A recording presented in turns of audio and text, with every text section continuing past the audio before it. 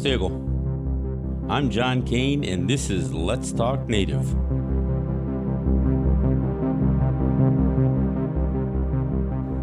On my last podcast, titled Their Courts Are Not For Us, podcast number 549, I discussed how, in spite of the U.S. claim that their courts are arbiters of justice, and the current remedy for any of our conflicts with states, the feds, or any citizen or corporation, that they aren't. And as I said, more often than not, and I talked about it on the last podcast, the courts will do whatever they can to avoid even addressing things like subject matter jurisdiction, even addressing what rights we may have that operate outside of state authority or state regulations. So instead, if we do find a sympathetic court, a sympathetic judge or a panel of judges, they're simply going to find a way to dismiss the case. Now, and on the face of it, that sounds, well, yeah, good, you got the case dismissed. That's great. The problem is that it's not a win because we never establish precedent. We never establish that the states have overreached. And in fact, time and time again, the courts go out of their way to avoid a ruling. Like I said, either through dismissing something or really just refusing to make a ruling. And we've had this to happen, especially regarding land claims, where a court will say, it's up to you to resolve this. You need to negotiate a settlement. And, that's why you got an unsettled circumstance out there with the Black Hills. That's why the Oneidas finally started buying property back because they couldn't get a settlement with New York State. So don't tell me that the courts are a remedy for resolving conflicts. None of these things should be dealt with in terms of litigation. These are not legal issues. They are political issues. They are diplomatic issues. Look, if the United States wants to make a claim that we are no longer the people we once were, that they have forced their citizenship upon us, then let's talk about it. And let's discuss how that happens and whether that's legal or not, by any international standard. I mean, the fact is that there is language that they wrote in treaties that said things like, we acknowledge that your land is yours and that we will never claim the same, nor will we disturb you in the free use and enjoyment of your lands. I mean, this is language that they wrote. And there's never been anything that changed any of that language. So what happens is we get hit with another threat from the United States Justice Department that has come specifically due to the lack of any diplomatic vehicle to resolve these very conflicts. Just last week, letter comes in, and it's from James Patrick Kennedy, who is the U.S. Attorney for the Western District of New York. He sent pretty much the same letter to a bunch of smoke shops. To whom it may concern, we have received information suggesting that certain individuals and businesses here in the Western District of New York may be engaged in the unlicensed, illegal distribution of unstamped, improperly packaged rollie cigarettes, on which applicable federal and New York state taxes have not been paid. Please be advised that the manufacture or distribution of untaxed cigarettes is a violation of several federal statutes and could subject you to prosecution and criminal and civil forfeiture penalties. This letter requests that if in fact you are engaging in such conduct, that you immediately cease and desist these activities. The Contraband Cigarette Trafficking Act makes it unlawful to knowingly ship, transport, receive, possess, sell, distribute, or purchase contraband cigarettes or smokeless tobacco. Violations of the CCTA are punishable by imprisonment of up to 5 years. Property that is involved in and proceeds of CCTA violations is subject to seizure and forfeiture. New York state law requires a tax stamp on all cigarettes possessed in New York state, subject to certain exemptions which are not applicable here. The CCTA New York state stamping requirements apply to Native Americans. The illegal, unlicensed production and/or distribution of untaxed cigarettes is punishable by imprisonment of up to 5 years. The federal laws mentioned above will be enforced in the Western District of New York. Those individuals or businesses engaged in the unlicensed, illegal production or distribution of unstamped, improperly packaged rollie cigarettes face serious criminal and civil forfeiture penalties. To the extent you may be doing so, I encourage you to consider the consequences of engaging in such practices. Very truly yours, James P. Kennedy, Jr., United States Attorney. This is the Seneca Nation territory. It is not part of New York. It's not part of the Western District of New York. It's not a part of the United States. Somebody's got to tell these people this. And this is one of those discussions that we need to have. Look, there's so much to unpack here that I guess I've got to go state something that's not in the letter first. First off, this James Kennedy is outgoing. He's on his way out the door. He's a Republican, and there's a Democrat in the presidency. So he's going to be replaced, and probably replaced within the next few weeks. Looking at this letter and why it's even being sent now, we understand that the feds have looked the other way on the fact that we don't collect sales tax or excise tax or pay excise tax on sales of cigarettes, at least not to New York State. So the tobacco that's for sale on all of our native territories, at least in the Haudenosaunee territories, none of them are stamped. There are no stamped cigarettes, at least not stamped by New York State, in any smoke shop on native territories. Not in the areas that New York is trying to claim. We don't send these cigarettes to the city. They're only for sale to consumers who come onto our territory to purchase. Now, the problem is, and this gets back to what I talked about last week, the state is insisting that they have the right to tax sales to non-natives on our territories. They have no way to enforce it. So it's almost void right from the start, because you can't pass a law that you simply are unable or unwilling to enforce. And so when James Kennedy suggests that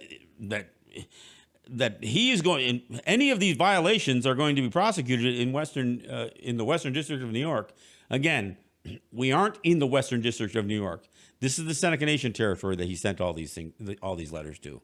But everybody, the Seneca Nation itself is engaged in the sale of unstamped cigarettes, as far as James Kennedy is concerned. And in citing the Contraband Cigarette Trafficking Act, that law has all kinds of holes in it. Just the idea that they're saying that the only ones who can have unstamped cigarettes are the ones licensed by New York State. That's suggesting that Seneca Nation can't, or any nation can't have their own wholesaler. Let's be clear. There are there are cigarettes for sale on native territories in Long Island, in Onondaga, in Oneida, in Akwesasne, in Ganyange, in Tonawanda, in Cayuga territory, and in the Seneca Nation territories. They're also for sale in the Seneca Nation casinos, the ones in Buffalo, the ones in the one in Niagara Falls, and the one in Salamanca. The Seneca Nation has one stops. They have their own convenience store line, two of which are on, one is in Buffalo and one is in Niagara Falls. Look, it's on Seneca Nation property, don't get me wrong, but to listen to this guy suggest how he's going to threatening that he's going to come after anybody who is selling, or even purchasing for that matter, unstamped cigarettes. Well, that's what our business is. So how do you send a letter like this, knowing that we've been doing this for 30 freaking years, and the feds have never tried to stop us from selling tobacco without New York State stamps on it? They've never. You know why? Because they were still getting their money. Because even the native brands that we sell here are all compliant with ATF regulations. They're all compliant with the Department of Treasury regulations. The packs of cigarettes, whether they're Signals or Senecas, whatever, Herons, all of the native brands that there are here, and there's over a dozen of them. Many of them are produced right here within Seneca territory. Some produced in other native territories on the other side of the continent. Senecas are produced both here in Seneca territory and in Oswego. So the idea that he's suggesting, here's the crazy part. Seneca cigarettes are imported across the border. They come through a free trade zone, and they have to be cleared through customs. So the federal government gets paid. They know that there's not going to be a New York State stamp on those products. So this moron sends this letter, and again, prefaces it a little bit with this idea of rollies being sold. And again, for those who don't know, rollies are cigarettes that are essentially put in bags.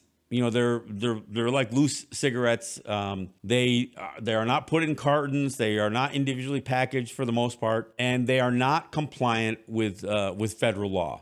There's no federal excise tax on them. They don't have the packaging. They don't have UCC codes. They don't have Surgeon General warnings labels on them. None of that stuff. And we can have that debate whether those products should be offered on our territory.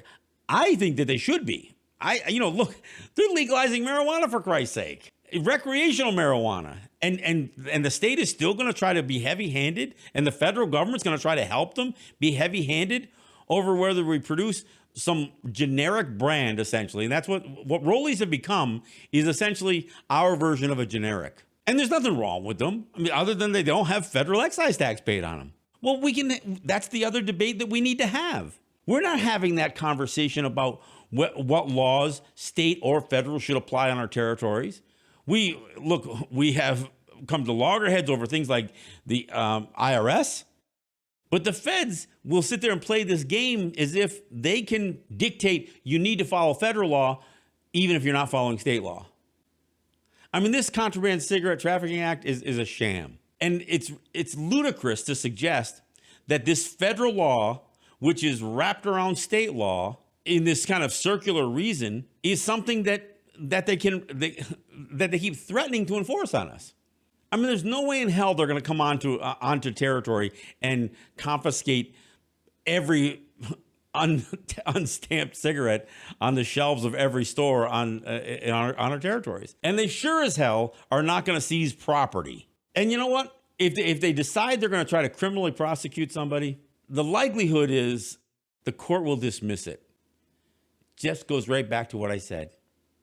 They won't address it. But just so you know, the laws that Kennedy cited, especially the Oneida versus Cuomo, which is kind of an extension of the Atiyeh case, which was a case that many try to characterize as the law that allowed New York State to tax us. It wasn't.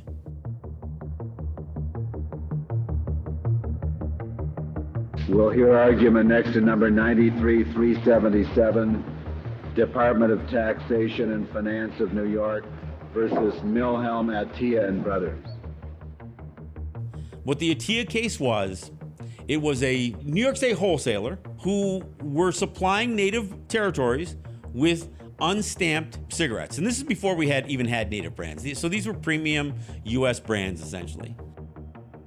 And when it looked like New York State was going to try to stop that and say, no, you can no longer sell unstamped cigarettes to quote unquote Indian reservations, the Atiyeh brothers preemptively made sure that they had a federal Indian trader's license. And this is issued from the Interior Department.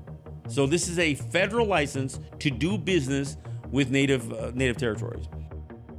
The Atiyeh brothers challenged it, and they said, look, we have a federal Indian trader's license, and that supersedes state regulations. We have a federal license to do business with native territories. Thank you, Mr. Zdarsky. Ms. Brinkman, we'll hear from you. Thank you, Mr. Chief Justice, and may it please the court. We submit that the New York tax regulations are invalid for at least 3 reasons. First, they're preempted by the federal Indian trader statutes which occupy the field. Second, the state regulations are preempted because they conflict with the Indian trader statutes and the implementing regulations.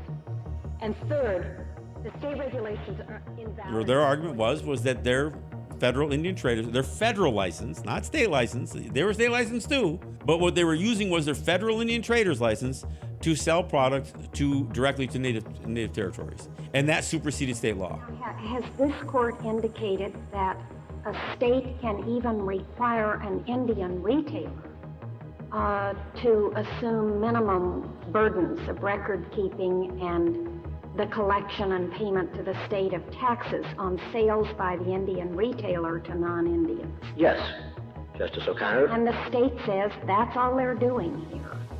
But that's not all the state is doing here. The state is imposing the tax one step further back in the distribution chain at the time of the wholesale transaction.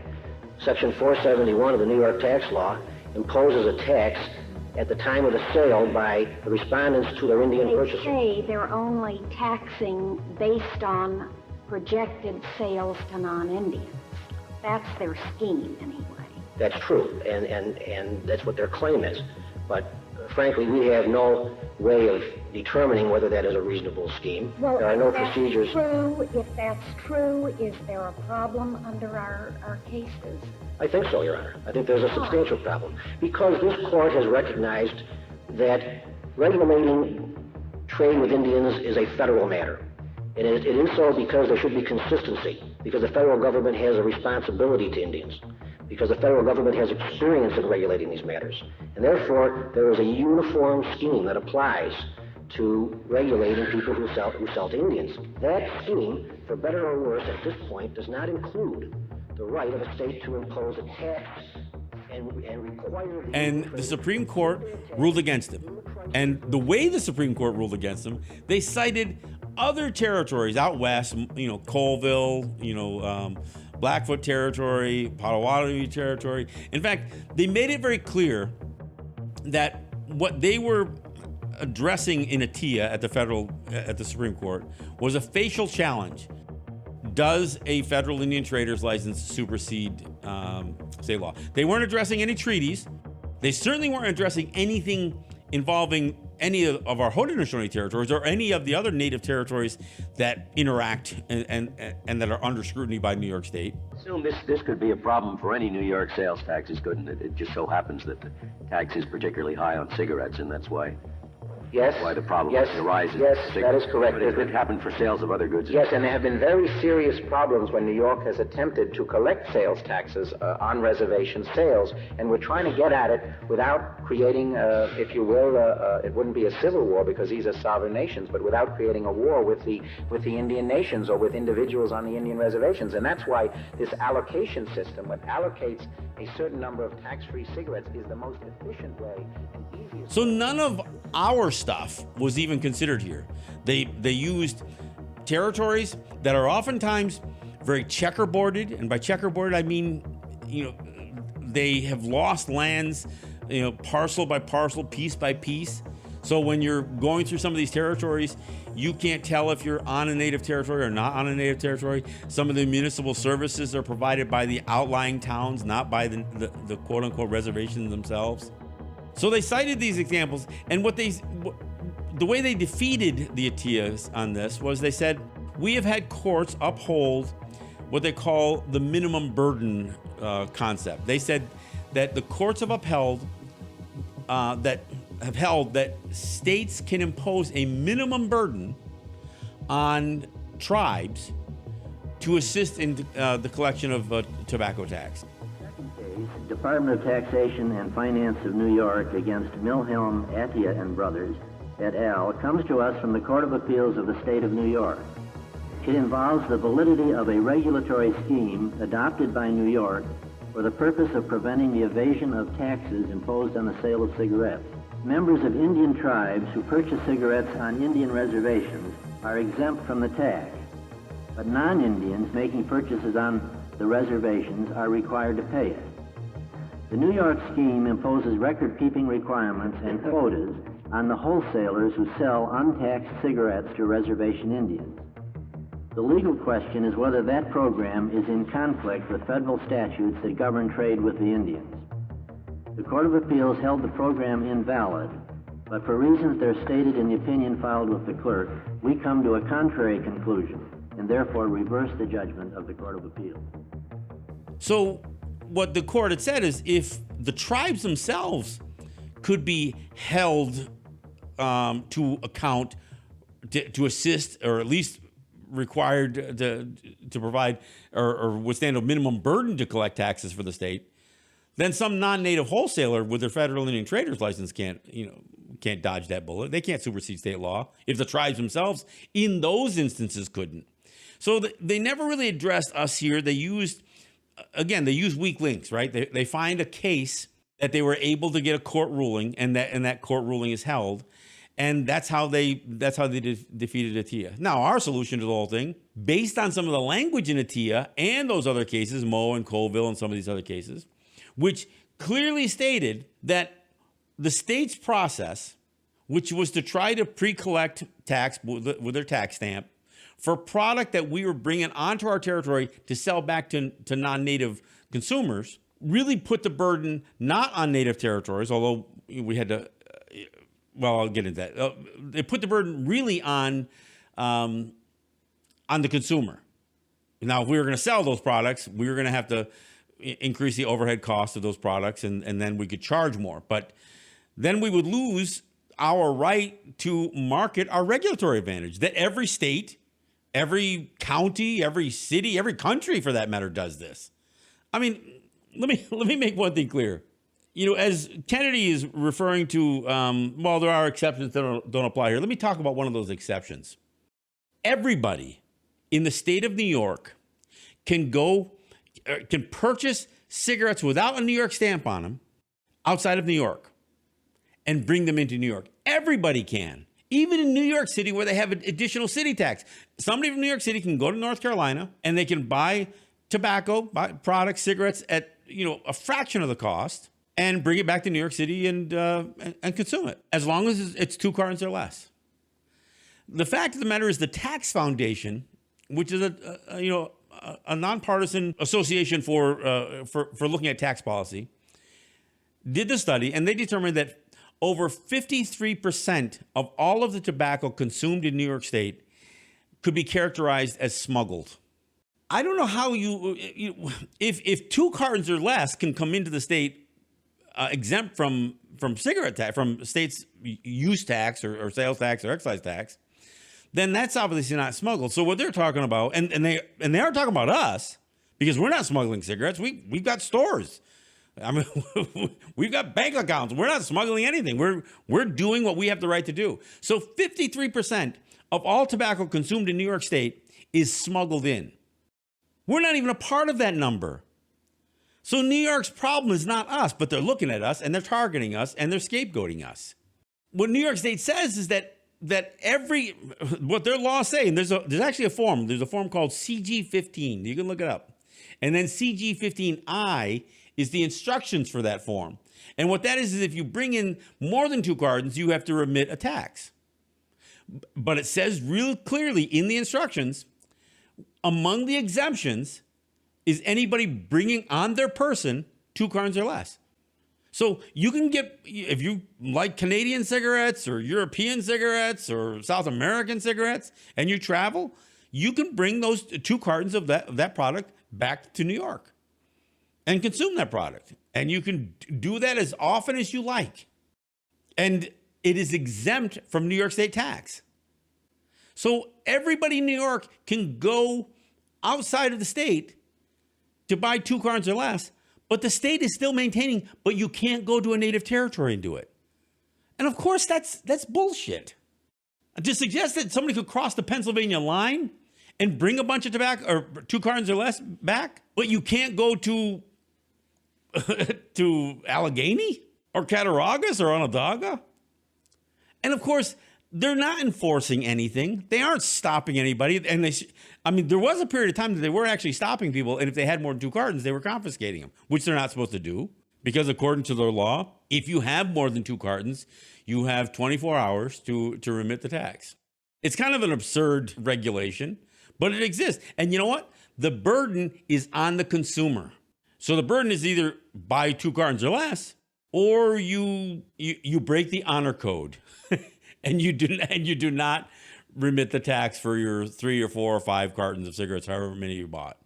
To suggest that we cannot sell to somebody who comes onto our territory, that our regulatory advantages cannot be exploited or taken advantage of, marketed. I mean, I know a lot of people from this area of Western New York who go to Pennsylvania to shop because it's cheaper. I mean, it'd be absurd to suggest that, oh no, Pennsylvania can't sell to New York residents at a lower tax rate. I mean, that would be absurd to suggest that. But that's exactly what New York State says is their position. See, they won't admit anything. I personally went to Albany, got 2 state senators to request of the tax department, what is the state's policy on native brands and native to native trade? So beyond the conversation about selling Marlboros or Newports, as we were moving to almost exclusively sell native products, there was a big question mark, because in the language of Atiyeh, Moe, and Colville, there is, again, what it says is with the state's policy of trying to pre-collect a tax for a product that is going to be sold to, purchased off territory and then sold to non-natives who come on the territory, is, they said, that's on markedly different grounds. And you can look up markedly. They said it's on markedly different standing than trying to tax native people directly for something that we're doing, like manufacturing, like marketing, like brand development. What they talked about is if you're going to tax, and again, what New York was trying to do was make sure their wholesalers could not sell without a stamp on it. And if they did sell to native territories for our own personal use, they could be reimbursed. But they had to pay the tax first and then hope that the state would not audit them or something like that and then be stuck paying the tax that they didn't plan on paying. But it was just a stupid rule. You know, this is, again, one of the problems when I hear somebody suggest that the courts are remedies for us. No, what the courts are a place where we can throw a bunch of money at lawyers who are going to do their job. And their job is not to represent sovereign nations. It's to find flaws in the laws that are being applied to us. They can't even make the argument that the laws don't apply to us, which is the argument that we're making, because that's not what they're trained to do. They've got to find a flaw, a mistake, a wrongful application.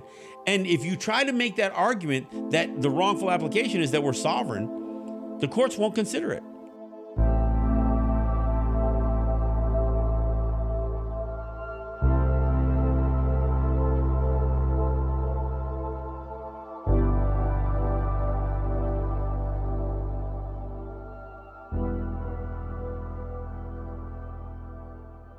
And look, you know, my buddy beat his $1 million+ fine, but it was thrown out on a technicality. Now, why was it thrown on a technicality? I mean, it should have never gone that far if that technicality was really legit, right? Of course it was legit. I mean, it was an illegal search and seizure. But why did it have to go all the way to a state appellate court to make that ruling? And the reason it was thrown out is because the judges knew we were getting screwed. They knew that this Seneca Nation wholesaler was getting screwed.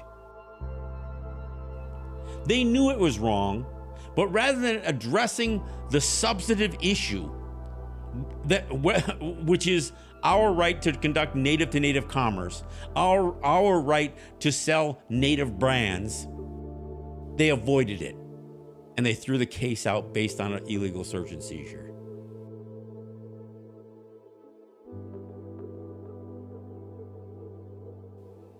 Well, you know, if the first courts that we go in front of will do that, that's fine. But you know, my buddy Eric, he had to put up $1.3 million just to fight this case. And if he didn't, he had to pay $1.3 million anyway.